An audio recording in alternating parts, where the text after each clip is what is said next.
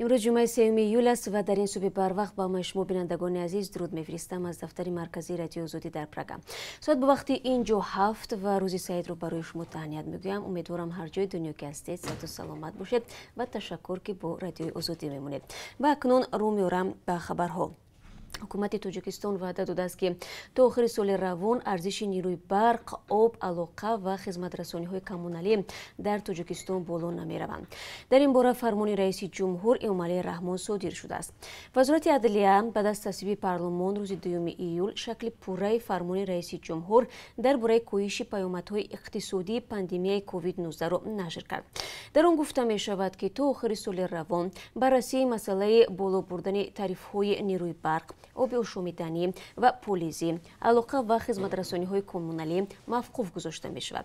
گران شدن نرخ خدمات رسانی‌ها بخصوص ارزش نیروی برق از جانب اهالی تاجیکستان با ناراضگی قبول می‌گردد.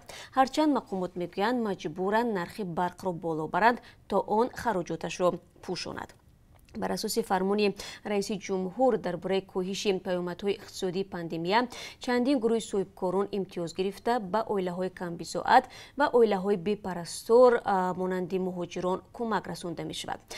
از جمله اشتراکچیان جنگ دوم جهان، شهروندانی که نفقه اجتماعی می‌گیرند، معیوبان، کودکان یتیم و بی‌سروبان، عائله‌های کم بساعت و عائله‌های بی‌سروبان مانده مهاجران به اندازه مزد معینت حداقل کمکی یک دفعه نخواهند گرفت. مزد معینت حداقل در تاجیکستان 400 سومانی مقرر شده است.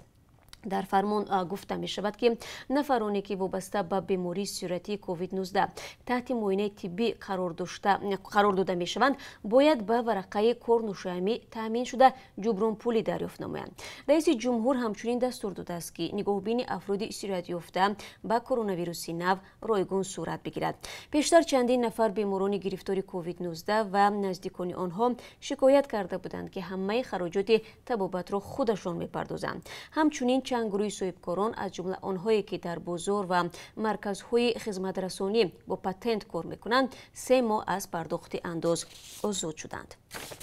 اداره نظیر پروازهای ملکی روسیه راسویت زمان پروازهای بین‌المللی را به روسیه تا ماه آگوست دراز کرده است. در آگاهینامه‌ای که این اداره فرستاده است گفته می شود تا نیمه شب 31 ایول سال جاری ورود شهروندان خارجی و افراد بی‌شهروند به قلمرو روسیه موقتا محدود است. قبلا خبر داده می شد که احتمالاً پروازهای بین‌المللی از روسیه و برعکس به این کشور از نیمه ماه ایول برقرار کرده می شود، از جمله با کشورهای اسنگ و یا خود مشترک المنافع. در آخر ماه مارت روسیه در پس منظر پاندمی کووید 19 حریم هوایی‌اش را برای پروازهای بین‌المللی بست. هنوز معلوم نیست که برای برقرار نمودن این پروازها کی اجازه داده می شود. از این پیشتر وزیر کارهای خارجه روسیه سرگئی لاوروف نیز گفته بود که به این سوال پاسخ مشخص داده نمی تواند. باید گفت که فعلا حکومت تاجیکستان برای بازگردانیدن شهروندان بندمانده‌اش از روسیه 8 پرواز غیر نقشه‌ای را راه‌اندازی کرده است که شروع از 25 ایون 4 پرواز الکی از شهرهای گوناگون روسیه به دوشنبه انجام شده است. در عین زمان مقامات تاجیک نقشه دارند با به دست آوردن رضایت حکومت روسیه باز بیش از 10 پرواز دیگری چارتری را در همین ماه به راه مانند. زیرا به گفته سفارت تاجیکستان شماره خواهشمندان برگشتن به وطن در روسیه خیلی زیاد است و آنها هزاران نفر را الکی نامنویس کردند. گروهی از اعضای سنت آمریکا با ارسال نامه به امالی رحمان رئیس جمهور تاجیکستان خواستار رهایی زندانیانی شدند که برای بیان اندیشه‌های آزاد محکوم گردیدند. در این نامه که روز 29 ایون با امضای 12 عضو سنت به رئیس جمهور تاجیکستان فرستاده شد گفته می شود که افراد نباید برای بیان اندیشه آزاد حبس شوند. آنها از امالی رحمان دعوت کردند که بدون هیچ پیش شرط این افراد را از زندان آزاد کند. در نامه از جمله اشاره شده است که در شرایط پاندمی جهانی خطر گرفتاری زندانیان به این بیماری زیاد است و در برخی کشورها برای پیشگیری از پنجشنبه بیشتر کووید 19 شماری از زندانیان را رها کردند. سناتوران آمریکا به قضیه بزرگمیریو و وکیل دفاع زندانی اشاره کردند که با چند اتهام به 23 سال زندان محکوم شده است. در نامه گفته می شود که طبق گزارش‌های دریافتی یورف در زندان تبش بلند شده و خدمات درستی طبی دریافت نکرده است. هرچند یورف از بیماری شفا یافت اما طبق برخی از گزارش‌ها شماری از زندانیان بر اثر کووید 19 فوتیده و برخی در بیمارستان بستری شدند. در نامه اعضای سنت آمریکا همچنین به قضیه ژورنالیست دلیر شریفوف نیز اشاره شده است که درباره حقوق بشر و آزادی‌های دینی مطلب‌ها نشر می‌کرد. سناتوران آمریکایی از حکومت خواستند که شریفوف را هم از زندان آزاد کند. دلیر شریفوف خبرنگار 32 ساله توجیک روزی 28 январи امسال بازداشت شد. دادگاه نهایی شاهمنصوری پایتخت 16 اپریل شریفوف را با گناه برانگیختن کینه و عداوت ملی و مذهبی 1 سال از آزادی محروم کرد. اتهامی که دلیر شریفوف و نزدیکانش آن را قبول ندارند. در حصار مردی 42 ساله را که با تجاوز به ناموس دخترچه 12 ساله گمانبر دانسته می شود بازداشت کردند. خبرگزاری آزیا پلوس از قول معاون رئیس حزب سوسیال دموکرات تاجیکستان می نویسد که نسبت به فرد متهم پرونده جنایتی باز شده به او تا 25 سال محرومیت از آزادی تهدید می کند. محمود اودینایف گفته است والدین این دختر جبر دیده اعضای حزب سوسیال دموکرات تاجیکستان می باشند. از این رو تحت حمایت حزب قرار دارند. در صورت ضرورت رئیس حزب رحمت الله زوهیروف از منفعت‌های دختر نوبالغ حمایت خواهد کرد. یادآور می‌شوم که درباره این قضیه دهشتبار 17 ایون رحمت الله زوهیروف در صفحه‌اش در فیسبوک خبر داد. او گفته بود که تجاوز به ناموس دختر 12 ساله در حصار از جانب مردی همسایه‌اش صورت گرفته است.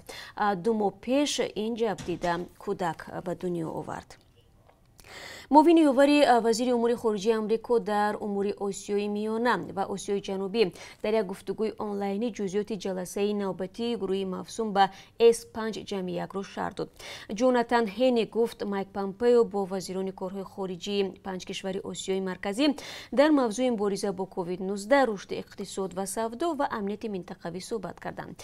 جلسه روز 30 ایون نخستین گفتگوی آقای پامپئو و وزیران امور خارجه کشورهای آسیای میانه در قالب S5 جمع 1 پس از ملاقات ماه فوریه آنها در تاشکند بود.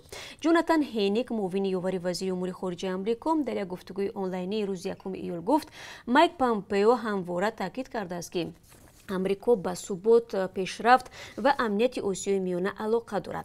او گفت سیاست کشورش این بوده است که اطمینان حاصل شود این کشورهای آسیای مرکزی و در انتخاب منفعت‌های ملی خود آزاد هستند و در تجارت رشد و موقت وابسته هیچ کشور نباشند. به گفته آقای هینیک یکی از موضوعهای محوری گفتگوی روز سه‌شنبه پاندمی کووید 19 و تاثیر آن به اقتصاد جهانی و منطقه آسیای مرکزی بود. آمریکا تا به حال برای کشورهای شریک خود در منطقه برای پیشگیری و نظارت این بیماری 25 میلیون دلار کمک کرده است. بر علاوه این به عنوان سهامدار پیشتاز در جهان در صندوق بین‌المللی پول، بانک جهانی، بانک آسیایی رشد و بانک اروپایی تجدید و رشد آمریکا نقش مهمی در تهیه نزدیک به 3 میلیارد دلار در کمک واکنشی کووید 19 به کشورهای آسیای میانه داشته است. اخبار کوم از قول خبرگزاری‌های روسی می‌نویسد روز 2 ایول 2 مهاجر از تاجیکستان که یکی 40 و دومی 30 سال داشتند هنگام کندن چاه در ولایت لنینگراد روسیه بر اثر به بالایشان چپه شدن باره خاک در زیر چاه چقوریش 7 متر در موندند. این حادثه در کوچه مارسکایا پیخوتای نویه لامانوسوف رخ داده است. به جای حادثه نجات بخشان آمدند ولی تا بگاهی دیروز مهاجران را نتوانسته بودند که بیرون بکشند. رئیس افزای شهری انینو دمیتری ریتوف گفته است که امکان زنده بیرون آوردن مهاجران تاجیک خیلی ناچیز است. مقامات تاجیکستان خبر دادند که در شبانه روز گذشته 53 حالت گرفتاری به بیماری کووید 19 را ثبت کردند. روز 2 ایول وزارت تندرستی گفت شمار عمومی بیماران در تاجیکستان طبق آمار رسمی به 6058 نفر رسیده، 77% آنها شفا یافتند. تعداد قربانیان 52 کس می باشد. بار آخر مقامات روز 20 ایون درباره فوت شخصی مبتلا به کووید 19 خبر داده بودند. در فهرست غیر رسمی تا 14 ایون نام بیش از 430 قربانی احتمالی کرونا ویروس نو را نوشتند. در حالی که کشورهای دیگر آسیای مرکزی از افزایش بسرعت سرایت یابی به کرونا ویروس نو خبر میدهند، در تاجیکستان این روند به قول مقامات برعکس است از جمله دوام یک روز اخیر در قرقیزستان 526 حالت نوی مبتلا شوی به کرونا ویروس ثبت شده است که بلندترین نشانداد شمرده می شود. در قزاقستان هم از هفته آینده چوربین‌های عمومی و گشت و گذاری بیش از 3 نفر در کوچه و باغ‌ها منع می گردد. ضمناً سابق پرزیدنت قزاقستان نورسولطان نظربایف که حتی بعد ترک مقام کردنش در سال گذشته در آسیای مرکزی نقشی مهم می‌بازد، طبق گزارش‌ها از بیماری کرونا ویروس شفا یافته است. نظربایف بار اول روز 18 ایون خبر داد که به کووید 19 گرفتار شده است. سخنگوی نظربایف ایدوس اوکیبای در توییتر نوشت که روز 2 ایول تست آزمایشی نظربایف به کرونا ویروس منفی برآمد. نظربایف در صحبت با خبرنگاران گفت رهبران تمام کشورهای آسیای مرکزی و روسیه و خیتای با او تماس گرفته برایش سلامتی را آرزو کردند که از این خیلی خوشحال است. باید گفت که 3 روز بعد نظربایف 80 ساله می شود. روز تولد نظربایف 6 ایول در قزاقستان روز پایتخت تجلیل می گردد، ولی اکثریت این سنه را همچون زودروزی نظربایف قبول می کنند. بعد 19 مارس سال 2019 که از مقام رفت، استانه پایتخت قزاقستان به نورسولطان تبدیلی نام کرد.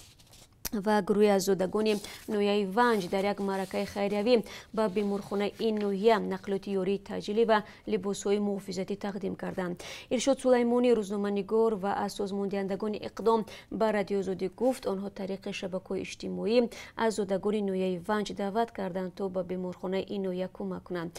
به تاکید سلیمانی در یک مدت کوتاه این اقدام هم‌آوازی زیاد پیدا کرد و آنها از ماه تا امروز به بیمارخانه و بنگاه‌های طبی نویه ونج بیشتر از 100,000 سومانی کمک رساندند. سازماندهندگان این اقدام گفتند با این مبلغ آنها برای بیمارخانه نویه ونج یاری تجلی و داروهای ضروری برای تبابت کرونا ویروس را دسترس کردند. این یگانه اقدام کمک شهروندان به بیمارخانه در دوره پاندمی کرونا ویروس نیست.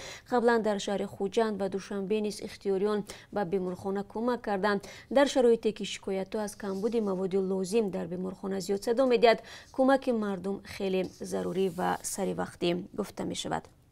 و بینندگان عزیز، چون همیشه در پایان صحبت برای شما از قرب اسعار خارجی میگویم که از طرف بانک ملی این گونه تعیین شده است: $1 10 سومانی و 30 درهم، 1 یورو 11 سومانی و 63 درهم ارزش دارد. امروز قرب 1000 روبل روسی 144 سومانی و 60 درهم تعیین گردیده است که نسبت روز گذشته 50 درهم بیشتر می باشد.